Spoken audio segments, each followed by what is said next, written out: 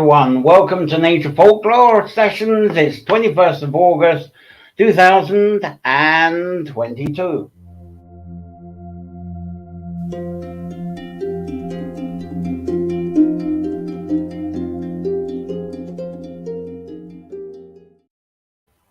Well, thank you everyone for joining me for our weekly time of exploring nature-centered folklore, connecting this within your favorite sanctuary space and expressing inspired visions from your sanctuary through your poetry, writing, arts, craft, performance, and problem solving. Now, this is part four of our four-part Lughnasadh series, Crom Cruach Crom Dubh.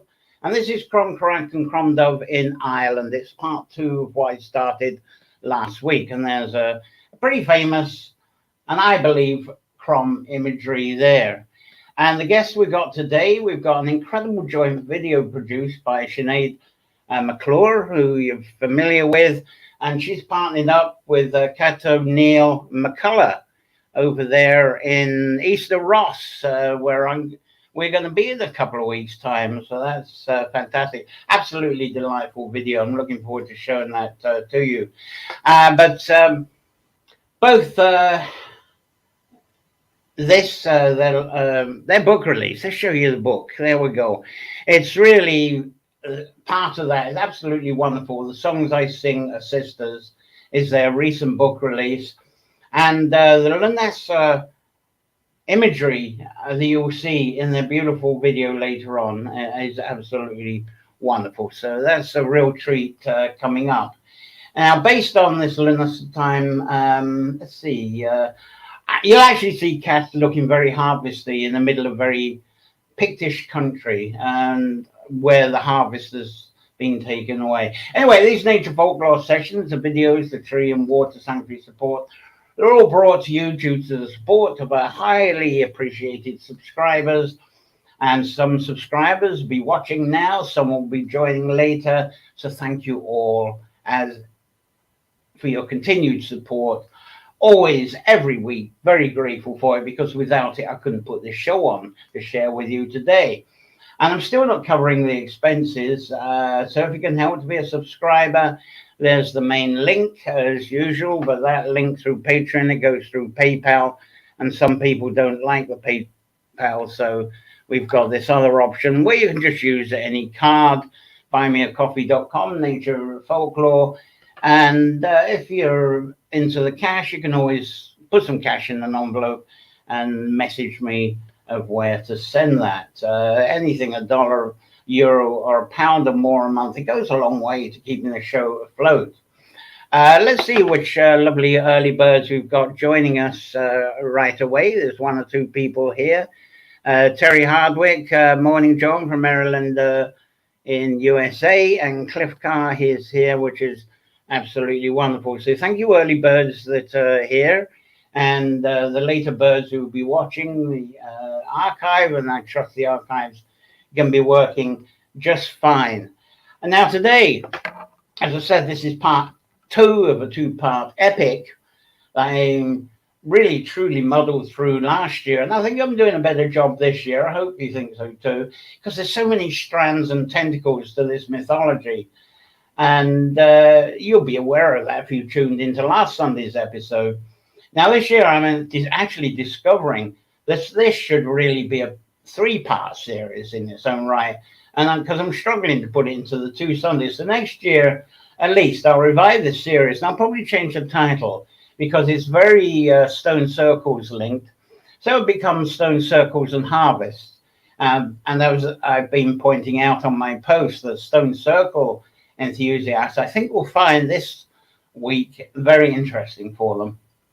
And the second half of this session is going to be focused on the Grange circles. Let's get a Grange picture up.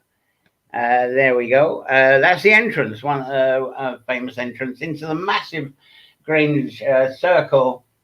And I think that should really have its own presentation because there's so much on it. And there's one incredible parallels in the dimensions, also the language used at harvest time, that's actually with circles in other parts of the world, especially Eastern Europe, especially in Serbia.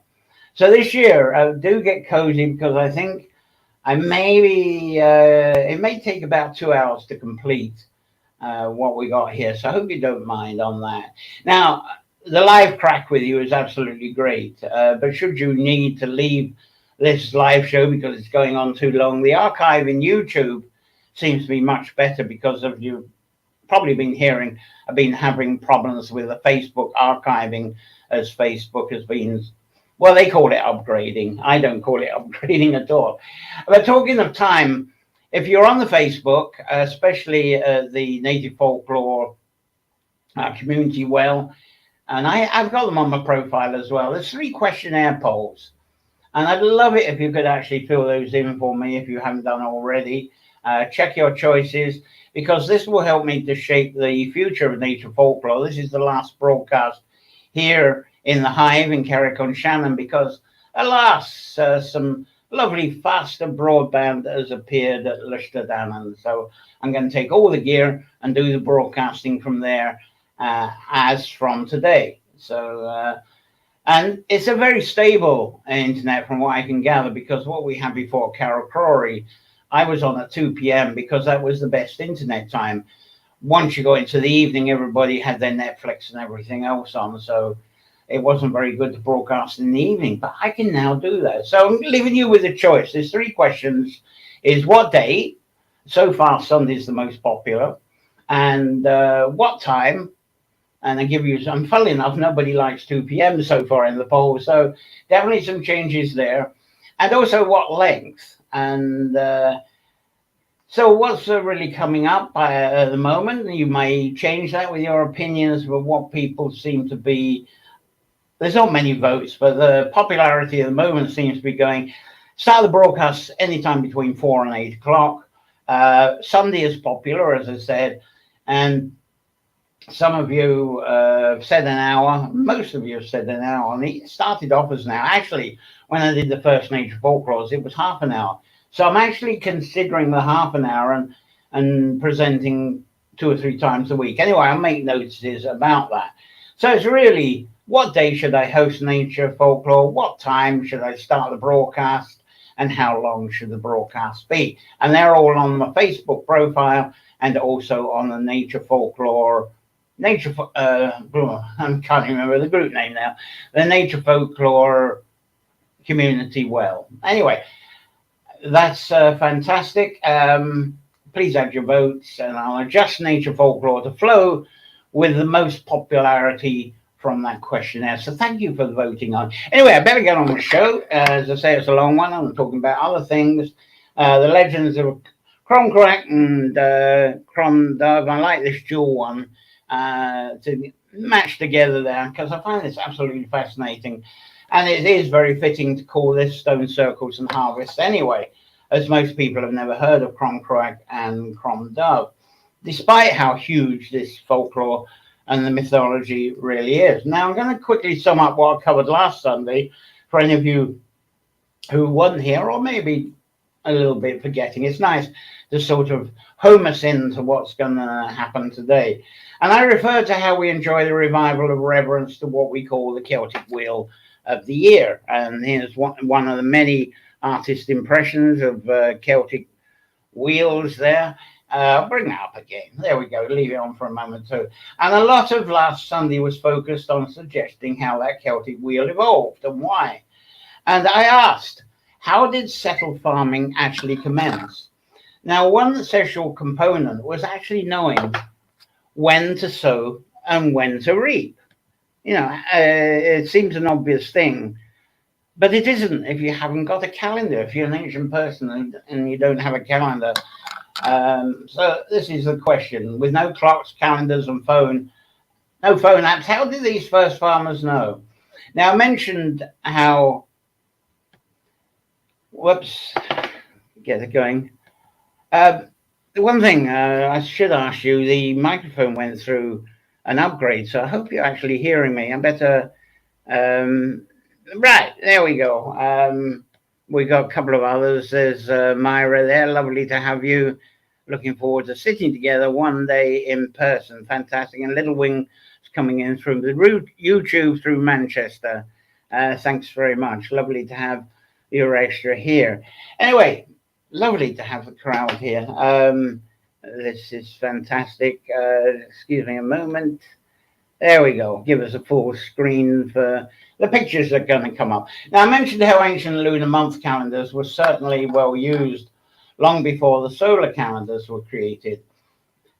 And what was needed before settled farming could actually happen was the human ability of logic and recording applied to their sky observations, and added to those observations the human inventions, the systems of configurations that humans invented, especially the Persians initially, to create the concepts of time and distance. A lot of people don't realize that time and distance was actually created by humans. And from those configurations of time and distance, combined with their sky observations, there was the organic development of the crafts and sciences of geometry and mathematics. And here's a Persian well at that with his instruments. That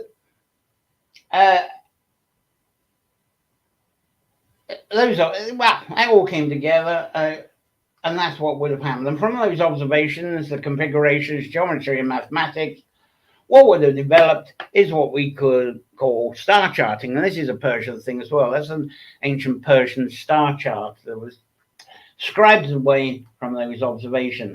And to me, this is why circles of stones that we call stone circles were erected and adjusted to observe and record alignments. That's the Beltany Top Circle by Rappo in County Donegal, out of interest. Now, it seems what happened, that one, it started off as an observation circle. It may well have been a threshing circle, and then eventually, as the ancestors appeared, I believe it could have ended up being a cairn, a bit like Newgrange. If it was like Newgrange, it would have been bigger. Anyway, we don't know that. The locals say, the stones were taken away. Anyway, that's to give you an idea of what I'm going to be themed on. If you imagine that being an observation area to start with, and people aligning those stones for various observations, then it becomes a sort of a threshing field in the middle. That's the sort of things I'm going to be talking about. Right, comments. Let's see who else has joined us. Sound is great. Thank you for confirming that, Terry. That's good. Hopefully better with an upgrade, with the mic upgrade. Anyway, last Sunday I talked of what was happening in the ancient times between the Black Sea and the Balkan states, and towards the Balkan Sea states, and also the tribes and the cultures that moved northwest along the Danube, and also north as well. And of course, they eventually ended up with what we know as Scotland, England, Wales, and Ireland today. Back to the pictures to show you something.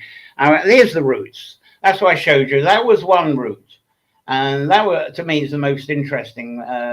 The Vinca tribe moving up. There we go, Pomerania, and then the cultures moved across, mainly towards northern England, Scotland, and over to Ireland. Then the other route people are more familiar with is the Danube route, which is this one, following the river Danube. The waterway did go over the top. That's just actually following the Danube River. And we know about the Tour de Donum more than the tribe that went the north, I think. And it's the tribe that went north to Pomerania that really brought us the mythology of the Crom Dubh, the Crom Cruach Crom Dubh. And it kind of got all mixed up with the Tour de Danube as well. Anyway, there was just maps of the two routes, and that's the Vinca culture area there, if you can make sense of the geography. There's the boot of Italy kicking the boot of Sicily, and there you've got the likes on the coast. They're following Croatia down to Albania to Greece. So I went back to the farming culture to say 7,000 BC on land that's now Serbia today. And I'll point that again, and that was the time of the remarkable Vinca culture and the discovery of the very ancient Blagating temple. And that's the archaeologists poking away there, and I think we've got another picture of it there. That one I didn't show, that particular one I didn't show last week. And of course, with those, they found all kinds of seeds and agricultural tools and other lots of evidence of ancient agriculture, and the fascination with the bending over goddesses there that were interpreted as actually being symbolic of the ploughing, or more likely the threshing that went on in the area. And the lads, as I was saying, the lads behind cattle and horses all day, they spend their days, especially at harvest time and ploughing time, behind the rear ends of animals. So I'm not surprised, as I say, we get something like that of reverence. Anyway, the remains of the Blagotin temple was near the south end of the Danube River, quite near this part where you got the what's called the Iron Gateway. So it's fairly near there. And Stankovic was the man of the day who found Blagotin, and that's him. Unfortunately, he wasn't at it very long, 4 or 5 years, I think it was, and the poor man died. And the whole research thing, but it's a shame it didn't go on because it was very remarkable. And his team claimed they discovered definite evidence of the development of solar agriculture, fertility, wisdom, and it was all developed from astronomical calculations. And him and his team discovered all that from the Blagotin area. And they found that the Blagotin temple itself was aligned to cardinal points of the year, very much like our Celtic wheel of the year. So it's believed all their developed wisdom and knowledge of the skies, the solar calendar, and probably aligned stones was applied to agriculture. Settled farming was very successful. The farms were successful in sowing, growing, harvesting, and also storage of their agricultural crops. And so I talked about this ancient area of Pomeria, one place I'd love to get to because they have the most beautiful coastlines. It's near Gdansk, which has got these beautiful sandy peninsulas. It's a lovely place, and in summer it's glorious. It's really hot up there, and the sea's quite warm. So that's a lovely area too. And from that, I link you to the mythological chieftain, and this is an artist's impression of Tiganmas. There he is. I find it hard to believe that he was quite like that, because at the time of Tiganmas, I don't think there would have been steel and iron, although there is a Tiganmas story related to him with steel and iron, so it's a bit mixed up. Anyway, the old stories of Tiganmas is said to be of a wise leader who actually brought the components of agricultural civilization from what may have originated from, and I'll show it again, the Vinca area of Serbia, which is beside the south end of the Danube. And of course, and again, show you that map. All that culture went up into what is now Ireland. I know I'm repeating myself, but there we go. And this includes, it's said that the cult that Tiganmas led, they brought in cereal farming, also brought in smithing of gold, eventually of gold and silver, also the dyeing of fabrics, and the making of music and art as well is supposed to be very much associated with the Tiganmas culture. And from Tiganmas, I move forward to the mythology of the Fawarians. And I shared a teaser about an area that we now tell of as being Mark Slep. It's a mysterious area within County Cavan. I've just scribbled the Ordnance Survey map version of that. I haven't really blown it up. As I say, look for, if you're using Google Maps, look for Ballyconnell and Bournemouth, and you can kind of figure it out. And I'm going to show you more detailed maps of that a bit later on. And before Tiganmas arrived on the island, a similar farming culture already seemed to exist in the Maxlack area. And because of the Furbolgs were being there, I forget the name of the Furbolg chieftain. I'm going to have to find it again. But he seemed to be a pioneer of some kind of celebration to pronounce the arrival of what we call Lughnasadh today, or Lughnasadh, the commencement of the harvesting of cereal crops, and then the threshing of them, of course, and the storage of the grain and the flour, because this is a very high celebration time. The crops are in and abundance to eat, so you've got to have careful storage, because 16 weeks of growing has got to keep everybody for the rest of the year. And also the remaining straw. There's a lot of mythology around that, because you're probably familiar with the the straw boys, the rum boys, mummers, that kind of thing. Now, it's not clear if, Maxlect is associated with an idol worship, and it's not sure if the idol celebration was, when it came about, was this an eventual dedication to Tigamas? Because I'm going to be talking about the idol and the farming culture that is said to have come with Tigamas into this island of Ireland. Or was this, and it comes up in stories, was this a dedication of Lugh, of the Tuatha Dé Danann? Artist impression again. Always have to make these people look like horrific warriors, don't they? What we do know is the stories of Crom Cruach and Crom Dubh have somewhat intertwined these days. And as I say, this is on Boer Island. You've got the Janus figure there with the two heads. And what's told is a story of a towering statue. And I've hardly got any artist impression of this, but this is a statue. It's supposed to be a gold statue. That looks silver to me. And then you got the 12 bronze little ones around the outside, and that's what the mythology of Maxlech is kind of based on. The more familiar Crom Cruach story. Sometimes Crom Dubh is told of that. Now, I'm not clear if this statue, I'm putting the statue up again, I'm not sure if this statue was told of as being erected just for the harvesting days or the weeks, or whether it was a permanent statue that was uncovered and to be revered at the time of harvest. But I'm actually not comfortable with the idol statue stories myself. I think this has been brought on by the Christian church myself. So I've never felt comfortable with them, because I think the idol worship storytelling had crept in not only by the church, by the Celtic Romance culture. Though there are preserved remains of a statue or two, and I'm going to talk about those shortly.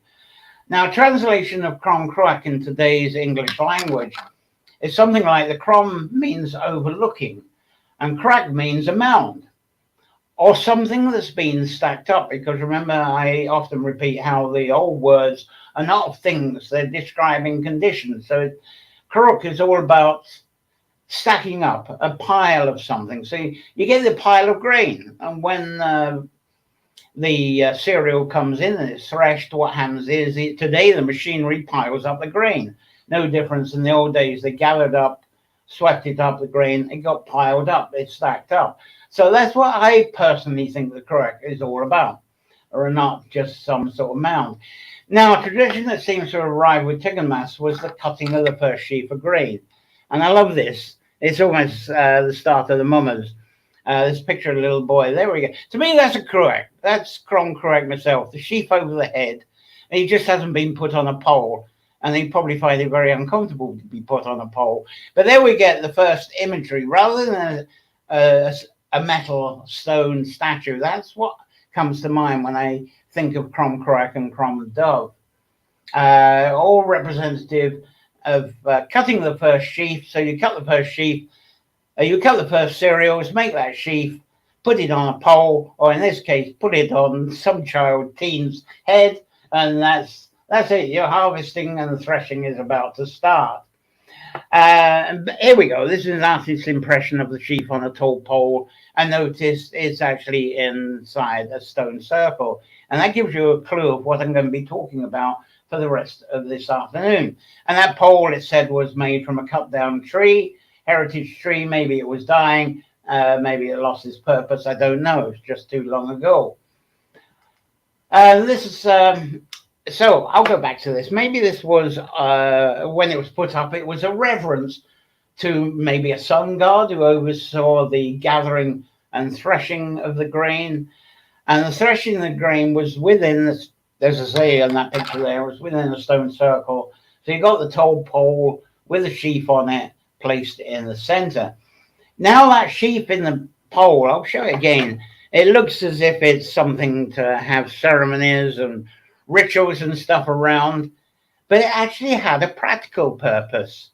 And to this pole, animals were tied to, and they would then trample around inside the stone circle, because obviously the stone circle is very convenient for bringing all the the cut cereal into. And the animals would be tied up and they'd be threshed the grain, and they'd be tethered to the pole. And this still goes on a little bit certainly in Serbia and some of the other European. Obviously, there's a very short pole there, and but it would have normally been a very long one. And that's probably a more modern erected stone circle, but they do some of this in some of the ancient ones. Even I say modern, that's probably a few hundred years, maybe 1,000 years old anyway. And it's not cattle, it's horses they're using there. But it gives you some imagination. That's the best I could do in photographs of what I believe happened, and this is what was celebrated at the time. And so there they go. The animal was walking around over the grain. And my current question is whether the sheaf on pole tribute was actually brought in by Tiganmas, or the imagery of Tiganmas and the culture that came in with him. Or was this actually a later cult tribute to Tiganmas, and a tribute to him bringing in the cereal growing and harvesting traditions to this island of Ireland? So was the mythology of Tiganmas elevated to that of being like a sun god, just like Lu? Lu is often sometimes described of, there's a artist imagery of Lu being a sun god when it's translated. And that can get a little confusing because a lot of people like to think of goddesses being the responsible for the ripening and the sun. Onya and Gronya. Gronya is an interesting one, and I hope I get to that, explaining that about different languages, how the Gronya word came about. I hope I get to that a bit later anyway. But I tend to think that the ripening and the warmth, if you go refer to the yin and yang, that you're more likely to have a sun god, and then in the earth is a goddess, and that fits in with that philosophy as well. So to add to the mystery of the references, there's the 12th century, there was the scribing of a set of poems to describe stories, translate stories from the oral stories, known as the Dinchenkas. And that was scribed up around the 12th century. And here's some pages. That's a page from an original Dinchenkas book. And those scribings, they seem to elevate the deed from Crom Cruach from being the erection of a sheaf onto a pole. It didn't record that at all. The Dinchenkas, according to them, this is where the idea of the stone or the gold idol came about, as if it was replacing. So there we got this idol that became God revered, and a sort of fear of God revered, called Crom Cruach, because 12th century Christian fear was well and truly coming in, control the people with fear. So of course the stories in the Dinchenkas, in the poems, were going in that direction as well. So the idol, this idol, I'm talking about the sheaf on top of a tree pole, that was getting transformed in the Dinchenkas script as being a figure of gold surrounded by the 12 bronze figures, pretty much like what I showed here. There was more silver with gold eyes and gold arms and stuff. So that's why you get that imagery. It's out of the Dinchenkas from the 12th century. But the Dinchenkas scripts, I think, they're very much like what happened with the Bible. You've got translations, many translations, and here's a more modern translation here. You read something from that, it's probably very much removed from even the 12th century version. And this started to happen through the Celtic Romance, 19th century, especially when printing became more active. And anyway, this is where I really have to start getting into the meat and potatoes, as some people say, of the part 2. And I'm losing all my photographs. I hope I can get them back. Cliff Carr says something. Could be, oops, there we go. Could be a form of drying wheat. Would go moldy and render no good. I think this is just all part of it. Hopefully by the time the cereal got into the circles, they're well and truly ripe and dry anyway. It is said that before 6th century, the summers were warm, Then there was late 5th, 6th century, early 7th. It went so cold and wet and damp, and then there was a revival of hot summers after that. That's what I've heard as far as the sequence up and down weather for that. Anyway, the Dinchenkas also includes reciting through poem that human sacrifices were also made. This was another thing. Of course, the Christian faith loved to say, "Oh, the old ways were full of sacrifices," and a lot of it, I think, was kind of made up or misunderstood. I don't think we'll ever know the truth of that at all. And sacrifices, as they're told, were in exchange with Crom Cruach, which they're saying in the Dinchenkas being a gold idol representing fertility and abundance. So the feeling then, because they didn't have currency as such, it was felt that every deed had to be exchanged, and the sense of sharing and bartering was very much in the psyche of the people, I believe. So I'm sure it was believed that sacrifices were needed to be bartered with some kind of idol, with some kind of representation or connection to the god and goddess, to ensure that everybody is very grateful and thankful. And what can we give in exchange for this abundance of grain, milk, butter, all comes from the summer and stored for the survival through winter? So I think the Christian church that was well and truly established by the 12th century, when the Dinchenkas came out, I think they dramatized it quite a bit, but they wouldn't say it was of the modern time, the modern thinking.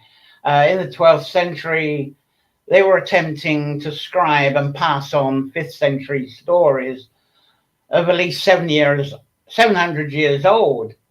And that, I think, would encourage a lot of fiction. Here's an old sacrifices imagery from the 12th century, believe it or not. No, 12th or 14th century. And then here's a sort of scribe from around the 9th, 10th century there, and just give the odd. But a lot of this, through the translation, ended up, I think, becoming fiction, especially from the 9th century onwards, rather than actual history. And a lot of this history, a lot of this fiction, the church wanted people to follow and believe as actual history. And church doctrine was modeled on teaching people what they are told. And what they're told of is being real historical facts.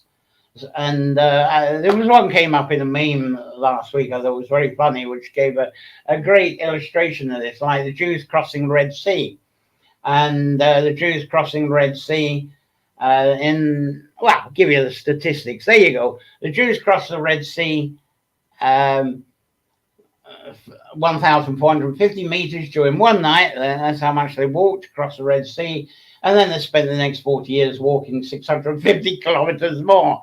That's the type of fiction I'm really talking about. But of course, that's a meme translation, and which is more exaggerated, but that's another story. But there was a template set up for the culture. The religion had come in, and it was really modeling the culture of the time. And they wanted the congregation to follow a set of doctrines, rules, etc. And I'm inclined to believe that the simple tradition of erecting a gold fresh cut first sheaf on a pole, like I was showing here earlier, as a tribute and thank you for the sun god, along with the practical purpose of tethering the threshing animals, evolved into a changed story through the scribes that became dramatic, exaggerating, and fear-mongering. And all around this god called Crom Cruach, who suddenly has changed from that to this, a stone gold idol. And that's very different to a sheaf of fresh cut ripe barley or oats stuck on a tall pole. So I'm asking, what was this huge towering statue of Crom Cruach that was recorded in the Dinchenkas, again, show it again? What was this? Was it an imaginary imagery of gold or a stone covered in gold? And maybe a standing chieftain that was dressed in gold, because there are stories that there was really Lugh dressed up in gold, who had the Fiona around him, who had their bronze weaponry, the bronze swords, which were really daggers. Now, one of the things that seems certain is that I feel this was very much, going from this to this, was very much a doctrined mythology delivered upon the people, very much like what Buddha is. Let's show some Buddha here. No, that's not Buddha. There we go. It's a bit faint, I mean, but I'm thinking of Buddha because the tradition of Buddha is that a lot of people break this now, but the tradition of Buddha is that nobody could equal or be taller than the Buddha. And that seems to be what evolved with the Crom. And so his image was always to look down on people. As I say, Crom is to look over, bend over. That's one of the translations of the Crom. Now, whatever the big Crom image was, there's also a famous story, also scribed after the 9th century, about the Crom Cruach gold idol, the 12 bronze idols, and along came Patrick, who destroyed them. And I'll come back to Patrick versus the Crom story very soon. But now I'd like to focus back on how the action of erecting a Crom Cruach evolved into being told as being an old Irish god of agriculture. So I told about Tiganmas and his colt and the sun wheels and the solar farming from the wheel of the year, which arrived in Ireland from Pomerania. And stories also, and that's in Pomerania, which is interesting because that is actually a small stone circle with a mound. And around Pomerania, they're fairly frequent, especially near Gdansk, that people do find these. Now, stories also talk of Tiganmas being a Fomorian. And I do think the word Fomorian is very close to Pomeranian. Maybe a coincidence. But possible practice is that Tiganmas and his colt arrived with what was the erection, that might not be the right word, of the first cut sheaf of barley on a cut tree trunk pole. And as I say, the threshing of cattle, eventually horses, were connected to. There we go. That's another threshing picture there. The horses are getting threshed up, ready to do that. Lovely. So over time, the sheaf of barley over threshed cereals seemed to become known as the Crom Cruach, the symbol of the sun ripening over the barley. And after ripening, then you get this mound of threshed grain that gets bigger and bigger. And somehow it seems like the imagery of the culture that was led by Tiganmas actually evolved into being merged and recognized as Crom Cruach. So the earliest scribing through Ireland seemed to become active during the 5th century, especially after Columcille founded monasteries and the scriptorians of the monasteries. But unfortunately, during the later years of Columcille, there was a serious plague that started spreading all over the Middle East, Europe, and what's including Ireland. And there's various stories of why Columcille went to Scotland. They said to be about the trial of Tara, but also the plague was really rife in Ireland. So one of the reasons he went off to sea was to escape the plague as well. And today we would call that a pandemic, of course. Now, I think that plague, it did hang around for more than 100 years. And it said that the population of what we call the island of Ireland during that 6th century, it wiped out 60% of the population that was around at the time. And it took about 200 years to really get that scribing industry back up, because it was starting in gusto with Columcille in the 5th century. Then, because of the disruption of this pandemic, the whole scribing industry was getting into a mess because scribes were going down with this plague, and if one got it in the scriptorium, the whole lot. Of course, we're seeing that with we've been seeing that, haven't we, with the COVID, that there's a lot of disruption in some industries, especially health services, because so much of the staff are off ill. So it took until well into the 6th, 7th century before the scribing got going again. And by that time, the intentions of the scribing had changed. And one of the big changes, a Gael in the 4th, 5th century was regarded as a tribe of people that originated from people of the forest. This is a story, it's a long story, and I'll tell you in other nature folklore. It seems to come from words that came into Wales, believe it or not, and then came over to Ireland.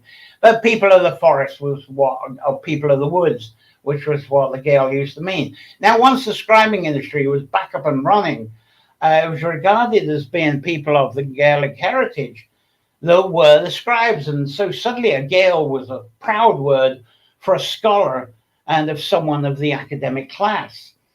So the way the old stories were recorded and archived by the scribes now were focused with much more agenda and much more doctrine within them. And this was starting to be commanded more by the authoritative nature of the chieftains and of the church abbots that were getting strong in influence and power. So it seems that the way Crom Cruach was observed and interpreted changed because of that changed culture. So he changed from simply being a simple harvest reverence, the sheep on the pole, into quite a barbaric, even warlike direction. And one of the legends that seems to come to the fore with these now 7th century scribes was their interpretation of the 4th, 5th century Patrick and the stories of Patrick and how they presented them.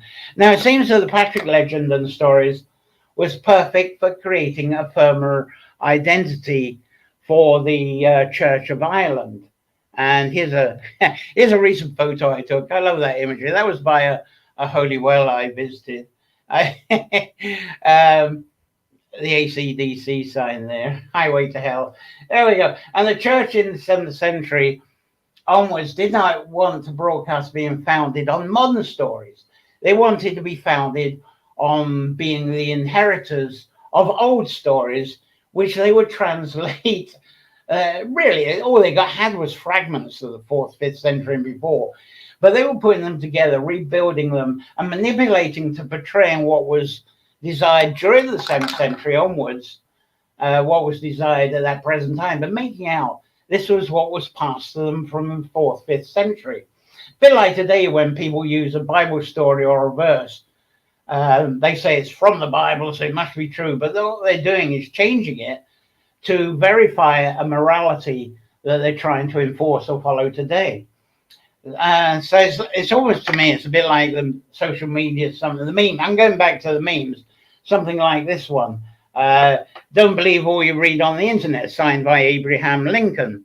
That to me portrays what was going on from the scribing from the 7th century onwards, using old imagery and putting a modern slant to it. And I actually met an 88-year-old farmer at St. Patrick's Holy Well last week. And he said to me, Patrick, it was a Patrick's Well. He's such a con. 88 years old farmer, this is. Patrick is such a con. How could he have travelled all over Ireland and blessed these places dressed with all that garb without getting mauled by a bear or a wolf? So I think both Crom Cruach gold idol of Lughnasadh and the stories of St. Patrick are 7th and 9th century stories, or even later manifested as scribe translations that claim to originate from the 4th and 5th century. Now, their translations are fictional weavings from the fragments of mythology and lore they got, and broken up by the disruption of communities, again, due to the pandemic. So that's why during part 1, I said quite an introduction. That was important to give you that introduction in part 1 of the early discoveries in Serbia to be a background to this, rather than these ancient scribe records. And that's how the culture, I think, traveled to us. And hopefully, so far, if it made sense from part 1, it gives a more organic insight into the Lughnasadh time now, before the church doctrines took over. So whatever the big Crom image was, there's a very famous story of how it was all described by Patrick. And it's told that Patrick stood on a hilltop. I'm going to have to go to that hilltop and get my own photos, but I don't have anything great on this, but here's something. He's on a hilltop there with his magic crow. He waved his crows, and there's a buckle shoe or Eusa. Yeah, he's gold staff of Jesus. There he is. There's the spelling there. There you go. The buckle Isu. And the stories also tell of Patrick and Crom Cruach. And when he hit the stone and smashed it up, out jumped a demon and ran off. So anyway, there's another story that tells of St. Patrick cursing that gold or stone idol, and it caused both the idol itself and all the 12 bronze statues to be so afraid of Patrick that they all bent over and retreated down into the earth, never to be seen again. And Patrick built a church over that site. So that is a couple of the many of the Paddy and me and Macrozier yarns. I hope you enjoyed that. Right, and move on to something else in a minute. How we doing? ACDC, that's it. Right, interesting about the shift in scribes pre and post pandemic. Thank you, Terry. Yeah, great stuff. Let's see how we're doing here. Right, on to something else. At last, I think I'd better get on to the talking of the killucan stone. Line up the pictures of it. There we go. This is a copy of it, actually. Killucan stone. And you know what I'm going to do? I'm getting right. What I'm going to do, I'm going to change my background so that I have the stone behind me as well. It's probably time for me to change my background. Actually, that background I've been showing you, that is actually going to be very relevant in a minute. Anyway, that's and so here we go. There's the stone there, and I take the stone away, and by magic, there it is, right behind me. It's very essential for me to talk about this. Now, this Crom stone was discovered in 1921, buried in the ground beside the stone circle in the Killucan townland. And here's that circle I had in the background. Some lad approaching it. There's actually a stone circle inside those trees. Very beautiful place. I think I might have some more pictures. There we go. Whoa, come on. Pictures of... They say, no, you're not going to show me. There we go. Oh, that's it. This is the sort of stone circle-y thing you got in there. Well, actually, it's more sort of tomb. And you've got that sort of marker stone, standing stone on the outside. And the left there is the trees. And inside that is the circle. And inside the circle, you've got the remains of a megalithic tomb. But there is a circle there. And it's lovely. They put the trees there as well. And the original location of the Crom stone is believed to have been on a mound in Derrira townland, which I'm really... Next time I do this, I'll have photographs. I've visited many times. I wish I had a pointer. But excuse me, I've got the marker there. If you can look down to the sort of bottom left, it's not actually mentioned, but I did have some pictures, and I don't know where they've gone. I had some lovely pictures of they turned up. Here we go. This would be it. There's Derrira there. There we go. And that's what I'm going to be talking about. And somewhere in there, I'm going to have to go there and get my own pictures. This is borrowed from somewhere else. And there is actually some megalithic stones there. You can see the trees from the circle behind there. But this is where the Crom stone was believed to have been. And there is a mound, believe it or not, there. Anyway, I hope that kind of makes sense. And if you look on this map, go down to the bottom, there's a sort of a pale ring. It doesn't have a name. Karnak, I think it's got, it says stones, and that's the sort of mound, and that's where it is. Okay. Now, anyway, it's that actual area that was shown is southwest of where this circle is. Let's see if I get the map up again.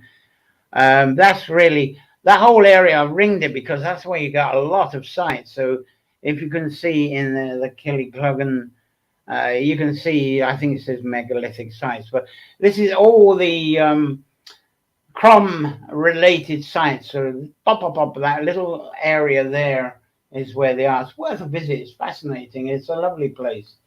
Anyway, when discovered at the Killucan Circle, the Crom stone had indeed been smashed into several pieces. It doesn't look smashed there, but it is. Those two were actually together, those stones. And when it was all properly excavated and put together and put upright on a flat base, that actual top stone was found to lean left from a vertical. And so, of course, the archaeologists translated this as being Crom Cruach, being the bent and crooked one, because of the way it bent over. Anyway, this stone that they got was declared as being carved around 100 BC, and that ruffles up us storytellers' stories because, well, let's describe it. There's the stone, it's actually, what it's got, this is how they dated it, because it's got artwork from the Latin culture, and you can't see it really so much from there, but there we go. This is in the museum, and it has this Latin culture art around it, which is from that, and they've done that on the reproduction of the stone that's in Killucan now. And the Latin were a craft tradition culture of the Keltoid tribe of people that lived between the Balkans and the Baltic. So that's it, and that's in the museum, by the way, if I didn't say that. It's in the Cavern Museum, that one. Do I have the Cavern Museum now? I thought I had a Cavern Museum picture. Anyway, it doesn't matter. We'll move on. Now, the stone circle that the broken stone was found in was probably Bronze Age, 2000 BC. So what was 100 BC stone being moved from Derrida to this Bronze Age circle? Why was that happening? Anyway, the megalithic site, this actually has no relationship to that stone whatsoever. That's the stone circle in the trees, by the way. If it was from 100 BC, it won't have any relationship. So that definitely wasn't the stone. Being 100 BC, that was not the original idol stone. That was someone in the 100 BC put that artwork together as a ceremony, a feasting ceremony stone. And it said, yeah, there was sacrifice. I'm going to talk about that more when we get to the Grange circles, because it sounds horrific with the sacrifice. But what we do, we go out shopping, we get our meat from the butcher. We're not responsible for the butchering.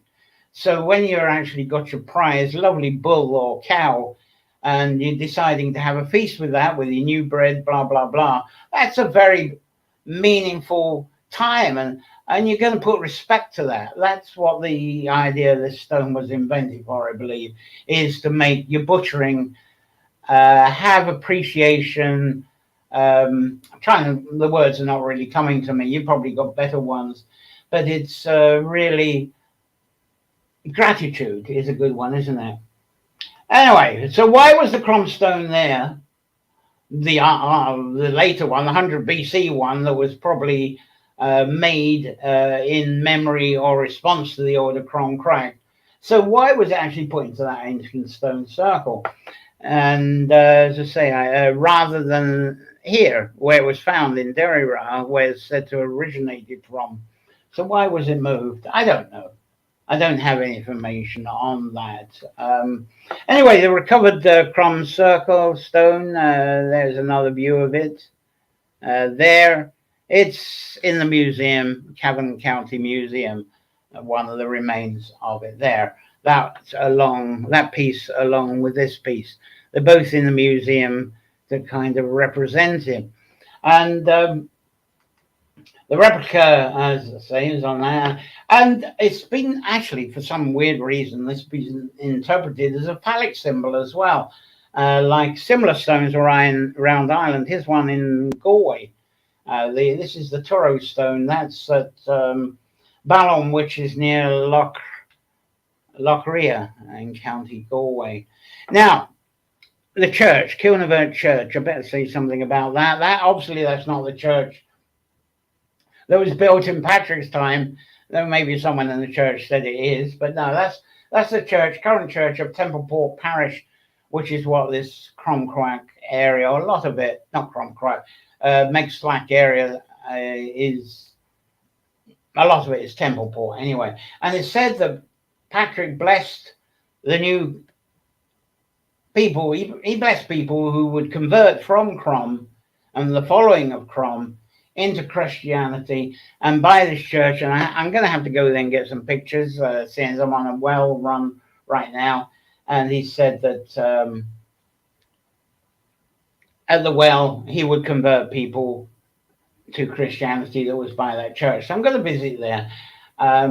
But I suspect that story was conjured up at least 1,000 years after Patrick's time. And of course, the church there now is not the one from Patrick's time. Now, its story tells that Patrick left a cleric who Neithbran, and he was left behind to be the priest of the church of Kilnavert. But when Patrick was gone, Neithbran, he was really into the Crom stuff. So he managed to mix the Christian appreciation for harvest with the Crom stuff, and he established a harvest nature worship and reverence that combined the two to keep everybody happy. But it was told that when Neithbran moved the Crom date from either the cross quarter date or the new moon date to the last Sunday of July, he called it Garland Sunday. Well, that's absolute nonsense, really, because the calendar of July didn't actually happen for another 1,000 years after Neithbran, and at least 1,000 years after Patrick anyway, because Pope Gregory in the Samhain 1582 invented the calendar. So during the first harvest edition of Nature Folklore, introduced how Christian church had first harvest traditions. Let's get to something here. And with mass at wells, a lot of the observances and rituals were brought down off of the hills and brought down amongst the holy wells. And this is what is talked about as what Patrick was doing, bringing people off from the hills with reverence for the Croms, bringing them into the wells, converting them to Christianity. Now, around Maxleck area, this celebration was transferred to a few wells, and I will get around to them and get photographs, but there's nearby ones, the Mullagley well, which I get to, and this is the Ballaleen, which is not far from where that Patrick's church is. And there's still gatherings going on that one. But I'm not sure about Garland Sunday gatherings happening by these wells today so much. So I believe all this 16th century related transfer of harvest reverence to 31st of July is a very good example of how old traditions and law have changed to suit the present time, yet being told as being part of the original law. Now, despite these modernized Garland Sunday gatherings, Crom gatherings still continued up on the hills right until the 1970s, and one or two of them still going in the early 80s, I gather. So I'm really surprised with all this talk, people will be getting together locally and wanting to revive them and start going up the hills again. And but the Crom mythology, there was a Mashrig tribe. Now they would have been about 100 BC, definitely around the Mag, and they really said they encouraged the Mags, the Crom stories, and especially the stories of Tiganmas. Now, one of the Mashrig tribe influences was a man called Dan Forgel, and though he was BC time, he actually was sainted. At the time of when he was around, he was a chief Ollam, or a poet of Ireland, a respected poet of Ireland, around 600 AD. So, he became recognized as a saint after someone attacked him and chopped off his head. But he said that he managed to get his head, put it back on again, and it worked. His head was just fine. So perhaps Dallan's most famous work is the Avra Columbkille. Avra Columbkille is a book of poems praising Columbkille after his death, and there's a modern version of his book there. Now, the Crom observers is encouraged by Dallin Forgill. They kept going till about 700 AD. And so they kept going through the plague riddle 6th century at least. Now, I suspect some small revival of Crom reverence, as I say, is maybe already happening, but with one or two people in the Cavern Hills. We never know. Anyway, I'm going to check your comments. I'm kind of rolling through the time here, and I. So, wonderful pictures, says Terry. Thank you very much. Wonderful, wonderful. So I'm going to move from Monk's Slack in County Cavan. It's about time for me to go down to the Lochgur. I'm going to go to Lochgur and the stone circles there. Right, let's get my ducks in a row here because I've got to get something else going. Right, let's get rid of Fergal's book there. Right, there we go. So green circles, there we go. Big green circle there. And in setting, whoops, that's something else has popped up on the screen that shouldn't pop up. I'm going to change my background again to be a bit more stone circly. Let's put this back. In fact, let's use that as this picture as a background. So there we go, green circle. And there I am. By magic, there I am in the middle of the green circle by Lochgur in County Limerick. And because this, the story of the Grange Circle is going to connect up everything. It's going to connect up the whole two-part story I've been telling you. This is Circle B. There's 3 circles there. And this big circle is the largest stone circle in Ireland. And it has amazing links to the law of the cultures of the Balkans, to the Baltics, even with word, language, and name similarities. But before I do talk about the Grange Circle, I'd love to share the beautiful video that I've been promising you. Incredible joint video produced by Sinead McClure and Cat O'Neill McCullough. And it's based on both the Lughnasadh time and their book release. Let's show how it is. There we go. That's their book release. The Song I Sing for Sisters. And that's the comments from both the authors there. I'll give you a moment for that. So there we go. So let's wheel the video in. Sinead McClure and Cat O'Neill McCullough. And here is a beautiful video. And I'm sure you're going to absolutely enjoy this. Hi, everybody. And John, and thanks for asking both myself and Koch along to talk about our new book, The Songs I Sing Are Sisters. And under the frame of this week's theme, Crom Dubh, there's a connection there because this is a Celtic mythologic figure of Scotland and Ireland. And the book is a connection, a collaboration between Scotland and Ireland, as Koch is based in the Highlands of Scotland and I'm here in the northwest of Ireland. The book came about as a collaborative piece. Myself and Koch have not met in person yet, but during those heady days of the pandemic, we met online in a poetry event, and Koch had the idea that we do some collaborative work. And when we did that, we decided maybe we'll send this off somewhere. And we sent it to Drake Publishing in Scotland, who had an open call out for a classic chapbook competition. And we were very lucky to be one of the winners and to be offered a publishing contract for our book, The Songs I Sing Are Sisters. So Crom Dubh, I know very little about actually, but John did say about feasting, and there's feast day here, I think associated, which would be Garland Sunday, which is the last Sunday of July. And that was the day actually we moved to this part of Sligo. And so it has a certain resonance with myself. It's also the day where people climb the reek in Mayo, the Croagh Patrick, where pilgrims climb on Garland Sunday, and where people feasted for Crom Dubh. The book has some mythological links in it, because we're both, I am sure, influenced by the land and the landscape around us and place in history.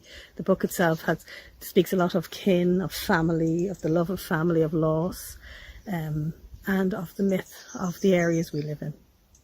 So the first poem I'm going to read speaks of Kesh Corran, which is a little mountain, hill, which I can see right out my front window.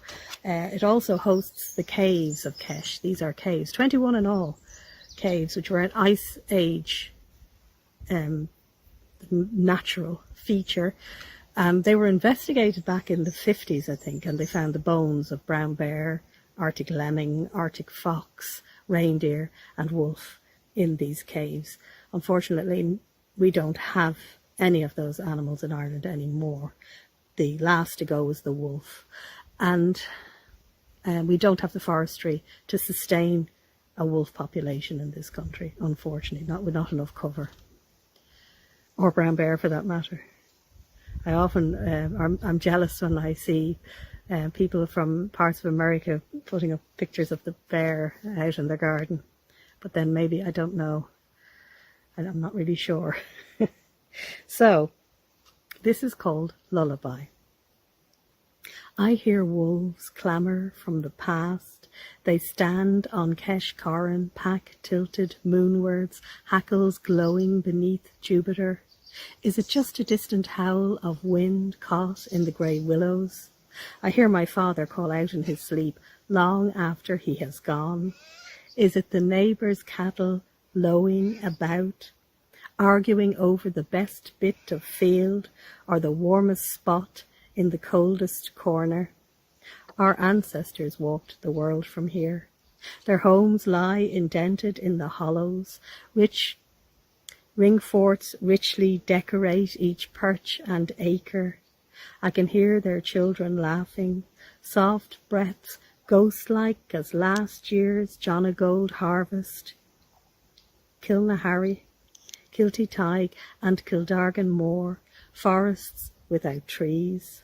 The wolves grow closer, cries rounded by the breeze that licks at this hill. I fold myself into sleep. The wolves grow closer still. The next poem I want to read for you was written before myself and Koch started to collaborate. Of course, it was honed during the process. But it was a poem that I had written right in the depths of the pandemic, when we were on, I think, our first lockdown, and we were all a little bit shocked and worried about what was going to happen. But I always get a little comfort from place, from nature. And this is called Signs. For the first time in years, the sparrows have come back. They live in the honeysuckle. A hedge school of them hatch every day. At night they wobble on the thin climbers, fat, feathered and tipsy with its scent. The yellow flags are late again, stunted by the weak unfurling of a wet June. The rhododendron bloomed wide and pink, and soon its petals mulch the hazels. I stand in an even wetter July on the cusp of my 52nd year, looking northwards for signs. A forest has been cleared. The ravens are flying in from Carrowkeel, and for the first time I can see its tombs, feel the weight of ancient silence press upon my shoulders. Out there, the bones of 3 counties tumble. The ravens roll and heave.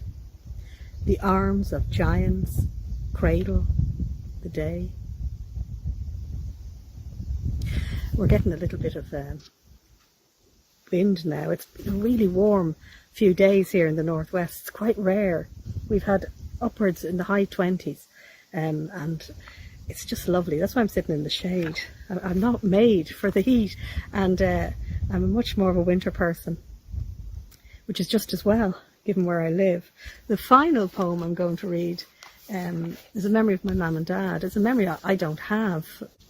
Mum and Dad met in London, and on their honeymoon they went back to where my dad came from, which is Killiney in County Dublin, the other side of the country from here.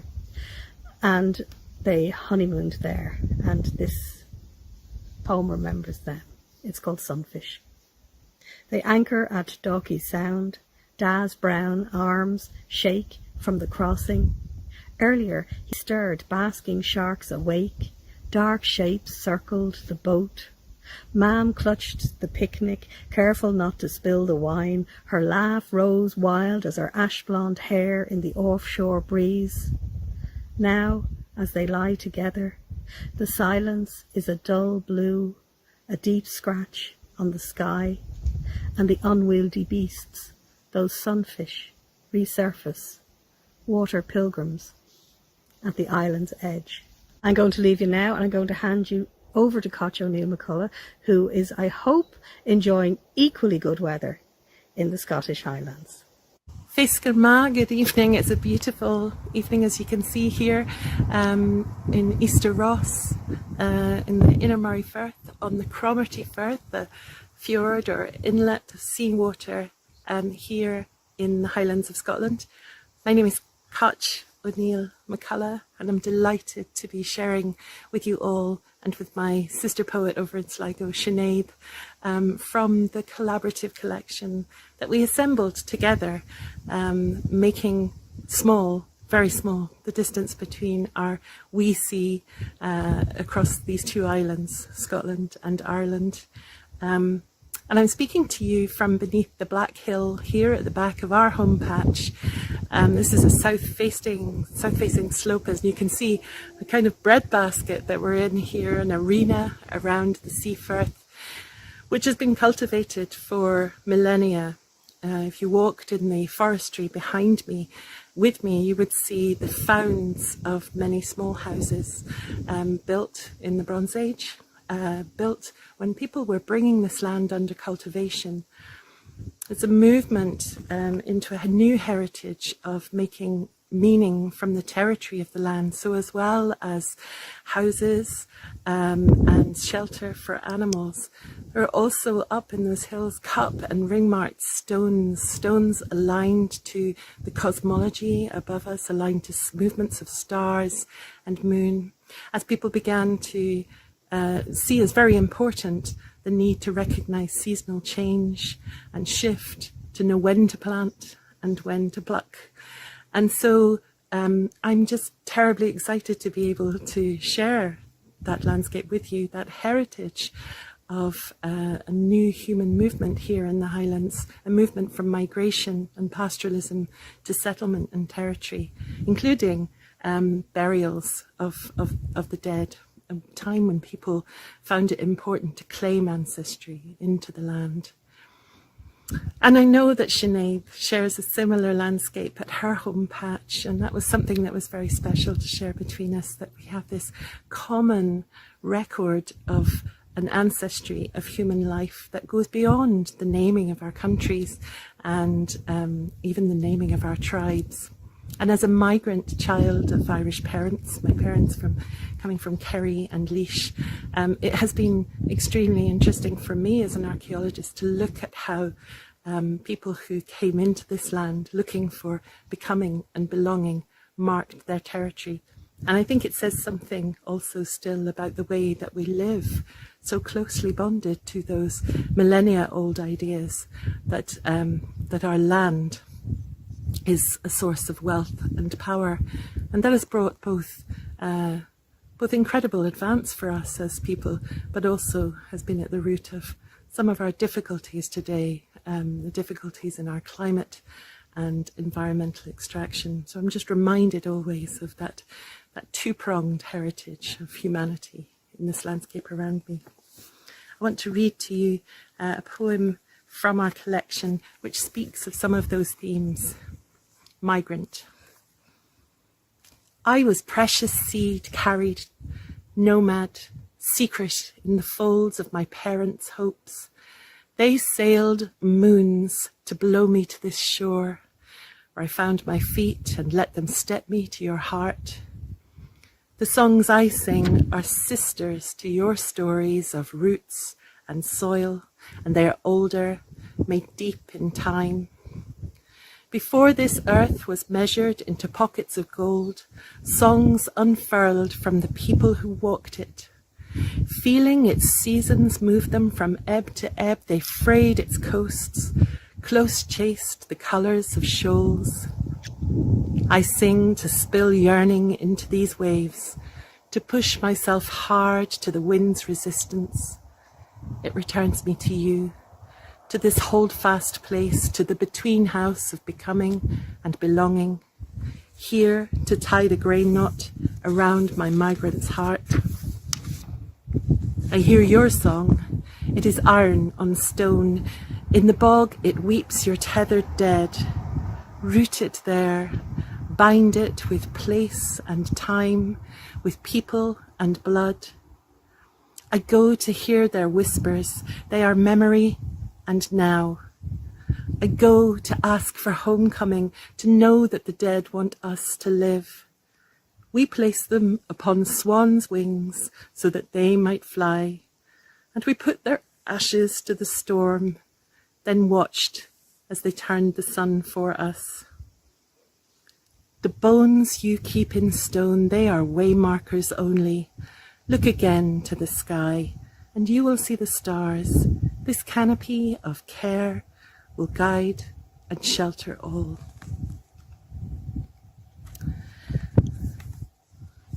So in this sharing of a journey between two places that Sinead and I embarked on in collaborating on the songs, there was a real sense for me of homecoming to many of the aspects of my own parents' environment, the landscapes they left, the sounds, the colour.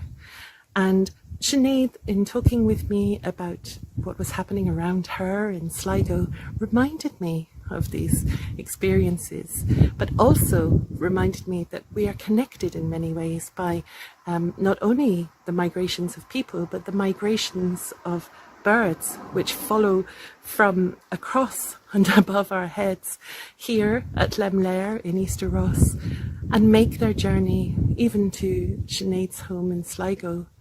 We talked about the skeins of geese that are with us in the spring and in the autumn. And this is a poem, the next poem I'm going to share with you, which somehow reflects that connection across the Great Glen Fault, the geological fault that brings Ireland's north to the north of Scotland. It's a glen that has been travelled by many historical figures, including Saint Columba travelling from Derry to Inverness and on further into the Highlands. And it's a journey, as I've said, that is made in both directions by the geese that fly above our heads.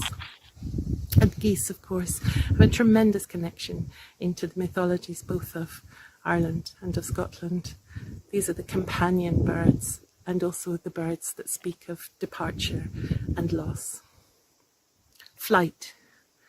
My mother-kin is a wild goose against the wolf moon. She is oil black, an arrow painted on luminous cloud. You hear her brood call, heavy-winged she beats behind closed eyes, between fingers filtered, feathers splayed to cradle you. She navigates the night's dawl, shades the silver hanseled sea. Elias has burnished her, obsidian smooth in flockless flight, unschemed, alone, except for this ache for peat, this saddening of snow, our shaken migrant hearts. So the final poem I want to share with you from our collaborative collection is a poem that speaks of something that I think was so close to both of our hearts as we wrote together, as we assembled poems together. That sense of a common human ancestry, not only in our Irish parents and their travelling in many of the same places throughout these islands here on the west of Europe, but also to the world, to a sense of belonging to a larger cosmology, to an ecological family of life, and asking questions about what we can learn about sustaining that life, what we can learn from our pasts and bring into more sustainable and more possible futures. And this poem speaks to some of those themes. It's an idea, I suppose, of heritage that is not just about the historic or the prehistoric, but it's also about the potential history that we make together as we search for sustainable traditions. Kin. We place palms to your futures, stretch sinuous span beneath the skin thin of time. These lips we gild with ochre, spit life to this rock, paint our breath to your eyes and sing kin to the earth. We language land and sea, open-handed we speak them, right named. We warm the world womb, capture the stars to light you to it. Listen, your song is spiraled in stone, in water, and the underthought of words. Trace it in the carry of your life stream. The crease which folds your hand is the wound that remembers us, an opening to bind us to you. We have poured all our wisdom there. Moran Tang, it's delightful to be with you all, and thank you for listening to our poetry.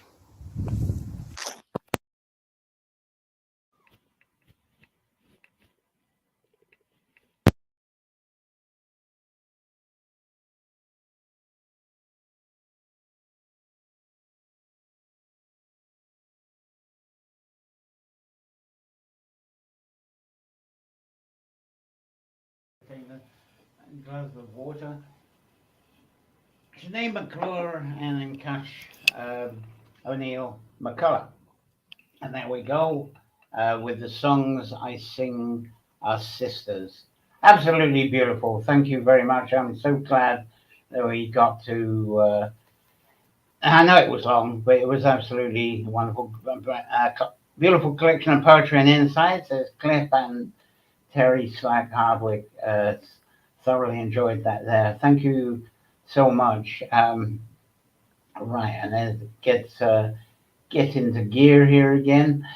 Now, because of that, as I say, I was going to talk about the green circle, Loch, but I think it'd be silly actually to try and rush that for a few minutes today. So you know what I'm going to do? I'm going to do an extra nature folklore on Wednesday evening, since I'm going to be back with all the gear leashed down, and I'm going to try this out. 7 o'clock, how does 7 o'clock in the evening Irish time feel?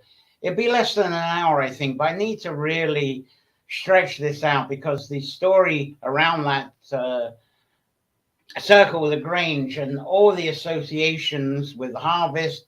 To me, what's fascinating is the associations of various names that we associate here in Ireland and right through the UK as well, and how they are duplicated in various Eastern European languages and have done since ancient times. I find the subject absolutely fascinating because it gives a wonderful, deeper, intimate insight. So I'm going to do this. I'm going to do a part 3. And it's going to be, I'm going to rename it. I think I'll call it Stone Circles and Harvest.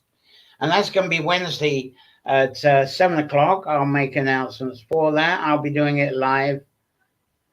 Terry Hardwick is blown away by these astounding. Yeah, I know. It's probably the longest feature we have, but wasn't it well worth it?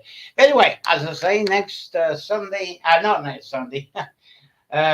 I won't be here next Sunday. I'm going off to a woodland. Ireland has a woodland festival, and it's in County Roscommon this year, Clonallis. So I'll be off to there. Forecast is absolutely excellent. But you'll get me on Wednesday instead, because Wednesday was the second most popular after Sunday in the poll that they did. So I'll try that. 7 o'clock's a fairly popular time from the poll as well, but it will be more than half an hour. I think I'll stretch it to the hour. So that's when you'll get me back again. So thank you for your continued support of the Nature Folklore Show, which is necessary to keep it going with you as well. So any help, dollar, euro, pound, is always fantastic, either through the patreon.com or through the Buy Me a Coffee, which is pretty handy as well. So coming up, what we got coming up, as I say, next Sunday, 28th of August, I'm away at the Woodland Festival. And then 4th of September, I'm back with Apples and Harvest. And they'll be broadcasted from Leash to Dannon, as they all will from them. But before then, next Wednesday, 7 p.m. Irish time, it'll be Stone Circles and Harvest to conclude this. Well, I'll go right deep into this Grange Circle at Loch. I think you'll find that absolutely fascinating because it does bring the Croms in as well. The Crom Cruach and Crom Dubh are all involved in that as well. So that's fabulous. I'm trying to get my... That's it. I think we're sort of going well. So one thing I'd like to show you as a bit of a warm-up. Ken Williams last week. Ken Williams, I hope you know about him, Shadow and Stone. Let's get his website up. Absolutely fabulous photographer. Been around forever, it seems. It's almost as long as I've been looking at megalithic sites. He's, well, at least 40 years he's been around. But Ken Williams does these phenomenal photographs, and he was around the Grange Circle. And this was one he had. I'm going to sort of leave you with this photograph. And if I can find his photograph, this is typical Glenn Williams. Glenn Williams managed, as we'll show next week, a couple of his. He really brings out the stories of stones with his remarkable photography. But there you go, the largest stone circle we have here in Ireland. Belny Tops in Donegal is very close to it, but doesn't quite make it to that. Anyway, that's from Shadow is a Stone, Ken Williams. Have a look at his site. You'll be absolutely amazed and enchanted by his photography there, which is superb. So, what else we got to say? Thank you again, Sinead McClure and Catherine O'Neill McCullough. And if you're watching this as the archive, please keep the comments going, and I'll return from time to time to answer. Last Thursday, when I did an encore of the Sunday before, the Facebook archived it properly. It made a real dog's ear of it last Sunday. It didn't even give an archive. It just broadcasted. The archive was for a few seconds. Boom, it was gone. So it really messed up for people trying to watch the archive. But that should be better. So it leaves me to wish you with a wonderful, joyful, safe week, and full of lots of wonder, inspirations, all the enchantments you deserve. So until next Sunday, thank you so much for watching. I think I'm just about within the usual 1.5 hours anyway. We're going to make these shorter once I get to rigged up in Lughnasadh. So I think that's all I've got. Anybody got any last moment comments they'd like to make? Been fabulous doing this with you, and now I think all the tech went well. It's just starting to play up right now. So it's just as well I'm leaving. So thank you very much, and we'll see you Wednesday. You won't see me the next Sunday, but you'll see me the Sunday after. So it's Wednesday and in 2 Sundays' time. So thank you so much. Been a pleasure to join me, and I think I'd better end the day. Thank you so much. Thank you. Bye.